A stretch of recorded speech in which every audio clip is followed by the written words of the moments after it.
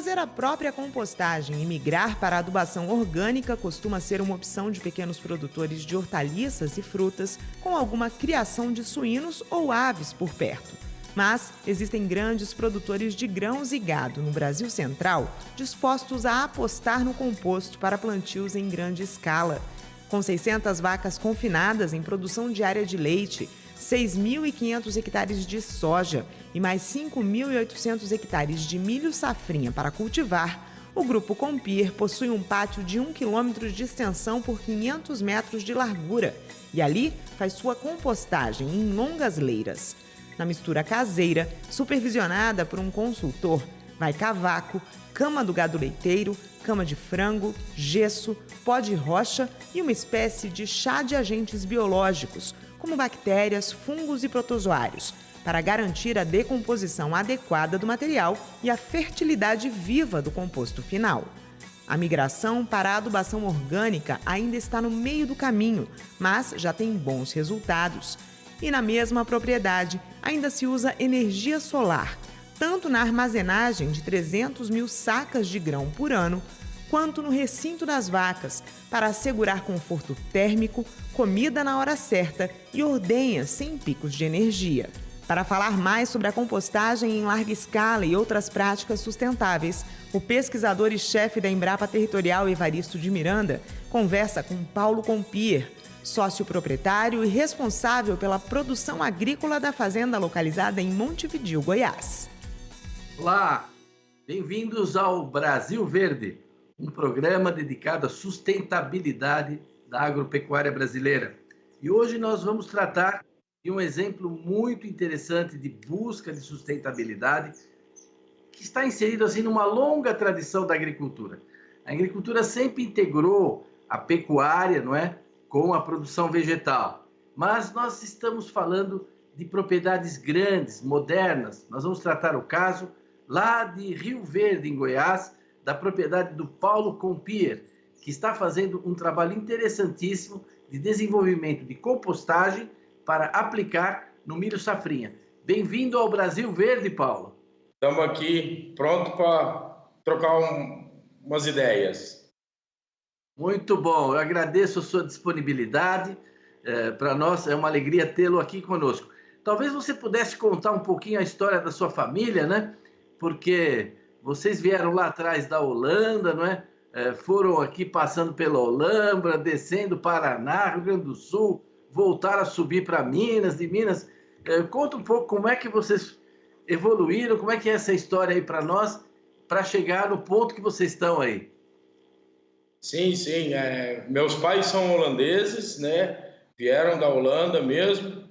E agora não vou lembrar bem a época e a data, mas minha mãe veio primeiro com meu avô e veio direto para o Rio Grande do Sul.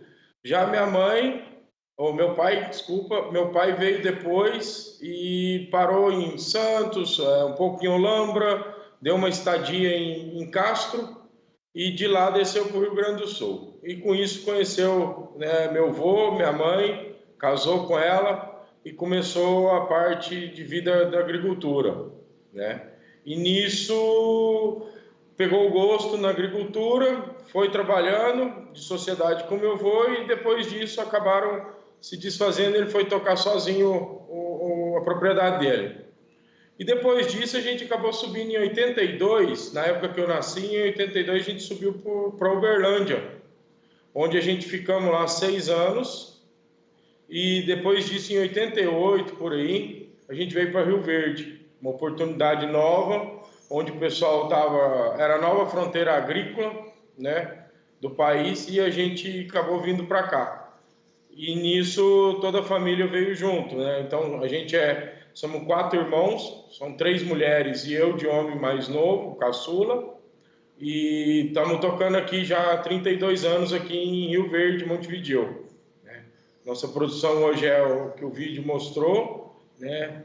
Uma das minhas irmãs mais velhas hoje trabalha na prefeitura e ajuda a coordenar toda a parte de agricultura, né? E a do meio casou e quis tocar a vida dela, né? Todo mundo respeita a decisão dela.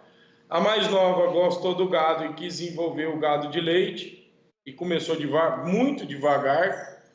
E eu sempre tive na parte agrícola, né? Então eu tô, como é que fala? Todo dia aqui na fazenda, de sol a sol, de domingo a domingo. Quer dizer que essa fazenda Compier, também chamada de Brasilândia, está explicado o Brasilândia, né? Essa é a origem holandesa. Sim, Brasil, Não é? Brasil e Holanda. Para imaginar, não é, na Holanda, alguém assim com uma área de terra dessa é muito difícil, né? Mas no Brasil, realmente essa migração holandesa trouxe frutos muito bons para a nossa agropecuária. Então, hoje vocês têm caminho aí com duas pernas, não é? Tem aí um rebanho grande, né, de gado giro holandês, se eu entendi bem, para produção de leite, não é? E tem a produção de grãos, não é? De soja e milho. É mais ou menos isso? Dá um pouco a dimensão para nós Sim, a gente, de área e de cabeças. A gente sempre foi focado no grão. Só que depois que minha irmã começou a investir no gado, e foi indo, e foi subindo, cada ano ela conseguia uma coisa a mais, e foi, né? E a gente viu que ela quis montar um barracão grande, né? E desse barracão grande, chamado compost bar, ele não vai piso, ele não vai concreto, então é só o chão batido, e a gente coloca maravalha, casca de arroz, cavaco, coisas fáceis de ser sumir no meio ambiente, né? Que não prejudique o meio ambiente. E nisso a gente viu uma oportunidade de estar mexendo uma coisa boa para o lado da agricultura, que seria daí o adubo orgânico, né? Ou composto orgânico, né? E nisso a gente conseguiu juntar as duas partes. Então, hoje a parte da agricultura com a parte da pecuária é bem ligada uma com a outra devido a esse ligamento que teve aí. Quantas cabeças de gado ela tem hoje aí? Ou em lactação, qual que é a produção? Um pouco, só em lactação, eu acredito que talvez seja entre 500 até 600. Como não é meu setor, eu não posso te garantir certo. Só que eu sei de animais ao todo chega a mais de 1.100 cabeças, né? Desde o bezerrinho até a vaca que vai para, que nem eles falam, descarte. Não, então, uma quantidade grande de animais, não é? Tem uma produção aí de esterco muito considerável, né? Diariamente, não é verdade? Sim, a gente tem um sistema de rapação das pistas, que nem a gente fala, onde a gente tira todo o esterco que está na pista, também lá dos coxos de fora, e levamos para um separador de sólido, onde a gente separa toda a parte sólida do dejeto com a líquida. E nisso a gente armazena o sólido para colocar lá na compostagem, né, orgânica, e o líquido acaba sendo jogado ou para a lavoura ou volta para os pastos, né? Muito bom. Agora, quando você fala de lavoura, você está falando aí de 6.500 hectares de soja, é isso que você produz? Isso. A área hoje do grupo, né, da família, são 6.500 hectares total, né? Juntando 3.200 área própria, eu acho que o restante, se eu não me engano, vai ser a área arrendada. E com isso a gente faz toda a produção, safra é soja, e tudo já voltado para a colheita da soja já entrar com o plantio do milho. E é nesse milho, né, safrinha, que claro, raramente toda a área de soja vira milho safrinha, né? É sempre um pouco menos, etc. Mas é essa área de milho safrinha que está recebendo esse complemento de adubação orgânica. É isso? Vocês fazem o quê? Uns 5.000 hectares de milho safrinha? Hoje o grupo planta 5.800 de safrinha. Ou a gente tenta estipular 6.000 hectares para ficar nos 5.800, 5.600, dependendo da janela de plantio. A ideia do composto, primeiramente, seria só nas áreas próprias, como o arrendamento aqui não é longo, então não tem como a gente pensar num investimento tão longo para o arrendo. Então, a gente hoje está investindo diretamente o composto nas áreas de própria, onde isso já está tendo um resultado de 2 anos para cá muito satisfatório, né? A gente já conseguiu uma produção, subimos a produção até de 3 a 5 sacas, depende do talhão, depende da variedade ou do híbrido que a gente estiver plantando. Olha, as pessoas estão nos ouvindo aqui, não é? Assim, talvez às vezes não conhecem no detalhe, né, a nossa agricultura. Nós não precisamos ser muito técnico aqui, mas é isso, você planta a soja sempre deixa algum nitrogênio no solo, etc., mas isso não é suficiente para atender o milho, que é uma cultura muito exigente, né, em adubação. Aí você planta esse milho, mas agora você está usando complementarmente, né, essa fertilização, esse composto orgânico. Eu, como bom agrônomo aqui em casa, eu tenho uma dúzia de galinha, tenho uma horta, tenho um pomar, eu tenho uma máquina lá, eu trituro tudo e faço o meu composto, tudo quanto é resto de poda, etc e tal, faço um montinho lá. Quando a gente fala de composto, as pessoas imaginam assim, só que você não, é uma coisa muito grande, né, com máquinas pesadas, né? Dá uma ideia aí de como é que é feito esse composto. Não é em caixinha, não é em quadradinho, são em leiras enormes. Você destinou uma área para isso? Conta para nós como é que gira, como é que funciona essa compostagem. Então, Evaristo, a gente começa com o seguinte, a gente repõe a cama todo ano do gado, né? Ou seja, uma vez por ano a gente tem que retirar a cama do gado, lá do barracão. Então a gente movimenta máquinas para dentro do barracão, retira o gado e aloja ele em outro local. E nisso a gente vai tirando a cama e colocando no nosso pátio de compostagem, aonde a gente designou um pedaço da área nossa, que fica mais no fundo, um pouco mais distante da sede, onde não venha cheiro, não venha chuva, não atrapalhe, a gente possa trabalhar livre. Então, a gente leva tudo para lá, aonde nesse pátio já existe vários ingredientes, que seja o gesso agrícola, o pó de rocha, o cavaco, e está tudo armazenado lá, tudo ao céu aberto. E nisso a gente começa com os caminhões, para carregadeira. Ano passado a gente teve uma turma de 12 a 15 pessoas, né? E todo mundo envolvido das 7h30 da manhã até as 5 horas da tarde, né? É como se fosse uma operação de guerra. Eu entro, começo, e no final do dia eu termino. No outro dia eu começo de novo, faço de novo, paro, outro dia. E nisso a gente leva para esse pátio, onde é que a gente tem leiras de 300, 400 metros de comprimento, ou até mais, e começamos a fazer como se fosse um bolo, né? São várias, ou um sanduíche, que a gente pode dizer, né? São os ingredientes do sanduíche. A gente coloca, tipo, cavaco na base, e vem com a cama do gado, depois vem com a cama de frango, e assim vai por diante até chegar numa certa altura, que eu acho que no vídeo vai mostrar depois, onde a gente entra com a máquina, depois de tudo, né? Todos os ingredientes, um em cima do outro, como sanduíche, a gente mistura. Misturando isso, a gente automaticamente acrescenta água. Por que água? A água ela é feita para fazer todos os micro-organismos ou a própria fermentação começar a ativar no esquema do composto, né? Então, a gente dá o start na compostagem a hora que a gente joga água. Jogou água, aí fica uma pessoa só por conta de medir a temperatura, de medir a umidade da leira, né? Ele pega assim e aperta para ver se escorre água. Se escorrer água, tá ótimo. Se não escorrer, acrescenta mais água. E assim vai por diante nesses 45 dias. E nesses 45 dias tudo é possível. É possível chover, é possível dar seca.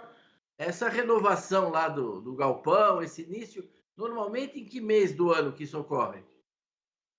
A gente vai começar agora, final de abril. Final de abril, entrando no outono. Final de abril, porque Isso, final de abril, porque daí a gente já consegue trazer matéria seca para colocar no barracão e juntamente já está no final da chuva para a gente começar a mexer, né, lá no pátio, onde é que no céu aberto a gente precisa muito mais do tempo seco do que com chuva. O composto, a temperatura sobe muito rapidamente, né? As pessoas não imaginam como pode ficar quente, não é? Uma compostagem, eu não sei que temperaturas você já registrou aí na compostagem, pode ficar muito quente, aí nessas horas vocês fazem uma aeração, vocês movimentam, o que acontece? E também queria te perguntar se vocês chegam a cobrir alguma coisa. Não, cobrir a gente cobre igual está agora, época da chuva, alguns ingredientes que já estão lá no pátio. O restante não, o restante tudo fica a céu aberto, né? A gente faz umas barreiras de contenção para a chuva não levar, né? Então, assim, a gente não cobre nada. Temperaturas chegam a altas temperaturas, 80 até 90 graus chega. Aí quando a gente vê, a gente tem uns termômetros de 1 metro e pouco, onde você coloca dentro da leira, né? E você espera um pouquinho e aparece a temperatura. Visto isso, automaticamente o responsável que está lá andando nas leiras, ele aciona o rapaz do trator que tem um misturador. Ou a gente acrescenta água, ou a gente vai bater de novo essa leira para ela respirar. E nessa respirar, se você pegar uma leira bater nas 8 horas da manhã, você vê fumaça saindo assim, ó. É bem interessante. Eu já vi muito isso, já mexi um pouco com isso.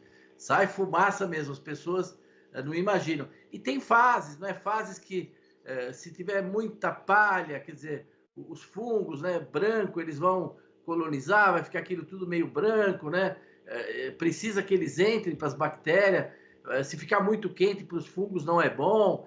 Então, é um manejo mesmo que vocês têm que fazer. Você falou que você tem uma pessoa dedicada a acompanhar, pelo que eu entendi, é mais de 1 quilômetro de leira que você tem aí, não é isso? A gente tá, mais ou menos isso. A gente hoje tem até 2 responsáveis que ficam só por conta disso. Porque, vamos supor, a gente tem que pensar assim, Evaristo. Se eu tenho 1, eu não tenho nenhum. Se eu tenho 2, eu tenho 1. Então fica bom eu ter 2 pessoas, que uma pessoa fica no início do pátio, a segunda fica lá no meio do pátio para frente. Então eles estão sempre se comunicando, sempre estão de alerta, ou chama a gente no rádio, ou liga para a gente pelo celular e fala, ó, precisamos disso, tá assim, tá assado, o que a gente faz? Né? Como a gente tem um consultor que mora em Uberaba, muitas das vezes a gente aciona ele perguntando algumas dúvidas, que não é tudo que a gente sabe, né? Agora, você deve levar tudo na ponta do lápis, como é hoje a gestão moderna, né? A gente controla todos os custos. Claro que isso tudo tem um custo para você. Agora, você deve também, com isso, estar economizando. Você já tem a medida da economia que você está fazendo em fertilizante nos locais? É claro que você não está aplicando nos teus quase 6 mil hectares de milho, mas nas áreas que você está aplicando, nessas áreas próprias, você pode dar para nós uma ideia de qual está sendo já, ou qual você imagina que vai ser em termos de tonelada, tanto o lado da economia, como o lado da produtividade, que você já deu aí a ideia que está ganhando 3 a 5 sacas, né, por hectare. Dá uma ideia para nós um pouco do quanto você está economizando aí. Então, Evaristo, hoje na adubação química você joga muita coisa formulada, né?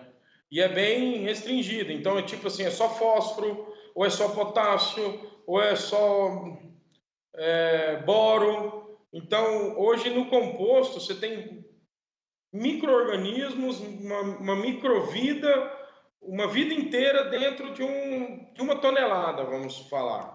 Né? Hoje a gente joga na faixa de 3.000 quilos por hectare, né, de composto. Né? Tivemos uma redução já do químico para quase zero. Né? Temos bem pouco químico para jogar. Fizemos só um acréscimo. Né? E hoje, se olhar em reais, por exemplo, né, claro que o preço subiu, mas o preço do ano passado a gente estava gastando com químico na faixa de R$ 1.000 a R$ 1.050 o hectare. Hoje, com o composto, mesmo com toda, como é que eu posso falar, operação de guerra, né, que é máquina para lá, máquina para cá, pessoas para lá, pessoas para cá, eu tenho uma economia aí de 25%, ou seja, eu estou gastando R$ 700 por hectare, né? Então, eu já tive essa economia já se paga até os operacionais, ou até sobra para isso, e a tendência, eu acho que não só do planeta, mas do agricultor que pensa em ter economia ou ter uma agricultura sustentável, boa, umas boas práticas agrícolas, ele vai entrar nesse ramo fácil, fácil. Interessante que, no caso da leira aí, que você prepara, né, e vai gerenciando, você acaba levando para os solos um componente muito complexo, muito rico, né? Porque você usa pó de rocha, não é? Que é algo que atestadamente tem um grande interesse hoje na agricultura. Conheço, já entrevistei aqui colegas, inclusive da Embrapa, lá da Embrapa Cerrados, o Sebastião, que tem um trabalho muito bom com pó de rocha, mas às vezes a pessoa só está usando pó de rocha, né? Tem outros que trabalham assim com essa espécie de probiótico, né? Para o solo, quer dizer, fazem esses biocondicionadores, produzem até in situ, né, on-farm, essas bactérias que são colocadas no solo e que renovam, enriquecem toda a rizosfera, né, ajudam a planta, trocam nutrientes e tal. Agora, outros muito centrados com matéria orgânica, fazendo mix de cobertura com várias plantas, etc. Agora, você está levando uma coisa muito completa, né? Isso é espalhado sobre o solo, incorporado? Como é que isso é colocado no solo? Não perde muito amônia? Não tem muita coisa que vai embora para a atmosfera quando você aplica no campo? Quando o composto e as leiras estão já no ponto de ser aplicadas, o que a gente faz? A gente faz como se fosse um monte de calcário. A gente junta tudo, levamos para cada ponto da fazenda, né, da propriedade, e daí nisso a gente joga com um caminhão, né, a lanço, né? Então, assim, é tudo superficial, né? Nada incorporado, só que toda leira a gente faz uma análise. Então, a gente consegue pegar um pouco de amostra, fizemos com o nosso próprio microscópio aqui e tudo, a gente faz uma análise para ver se está batendo com o nosso chá que a gente fabrica aqui também, né? Que é um chá biológico, onde a gente faz toda a criação de bactérias, protozoários, a vida microscópica, mais fácil dizendo, que é muito bichinho que a gente não vê. Então, assim, a gente tenta fazer tudo ao ar livre, a gente não tem perca devido ao sol, ao calor, à seca, e tudo isso eles voltam quando começa a chover. É como se fosse um tifton, né, um capim, que na época do inverno ele trava. O micróbio, desculpa a palavra, mas o micro-organismo, ele faz mais ou menos o mesmo estilo de um capim de inverno. Ele segura, ele adormece, a época da água ele reativa de novo e volta à vida. Mas você vai aplicar isso depois da colheita do milho, é isso? Sim, sim, a gente fica nesse tempo de maio até junho, julho, só para fazer a compostagem, a fermentação, todo o manejo. Feito isso, a gente tem uma equipe que fica cuidando das leiras e o restante da fazenda vai colher milho. Colhendo milho, finalizando o milho, a gente automaticamente já entra com toda a operação para jogar logo o composto ou a compostagem em toda a área que precisa ser jogada, antes do plantio da soja e antes da chuva. Então, o primeiro que se beneficia mesmo da sua compostagem é a soja, né? Que vai beneficiar essa soja, né? Deve dar um efeito espetacular na soja, eu imagino, né? E depois o milho na sequência. Tivemos aqui uma conversa muito interessante. Para quem nos acompanha, as pessoas costumam imaginar a compostagem uma coisa pequena, numa escala menor, e vocês estão fazendo isso numa escala muito grande, não é? Com sucesso, né? Fazendo com rigor técnico, usando um consultor. Acho que é um exemplo mesmo para o Brasil. Não quero dizer que seja um modelo, né, a ser copiado, mas é um exemplo para ser analisado, conhecido, porque está integrando várias coisas, não é? Que a compostagem permite mesmo essa integração. Agora, até entendi também que vocês recuperam, né? Matéria seca, cama de frango, de outros produtores da região, não é? Isso é uma verdadeira economia circular mesmo, quer dizer, não tem lixo, não é? Na fazenda Compierre não tem lixo, tudo é reciclado, tudo é utilizado, não é isso? Consegue utilizar hoje aqui é tudo que a gente possa pegar, né? Hoje nosso pátio aqui da sede ele é grande, então tudo que a gente junta de orgânico da sede levamos lá para o nosso pátio, né? Resíduo do nosso armazém também levamos para o nosso pátio. O que mais? Resíduos do setor da pecuária, além do dejeto, do esterco sólido ou da cama do gado, a gente leva também para compostagem.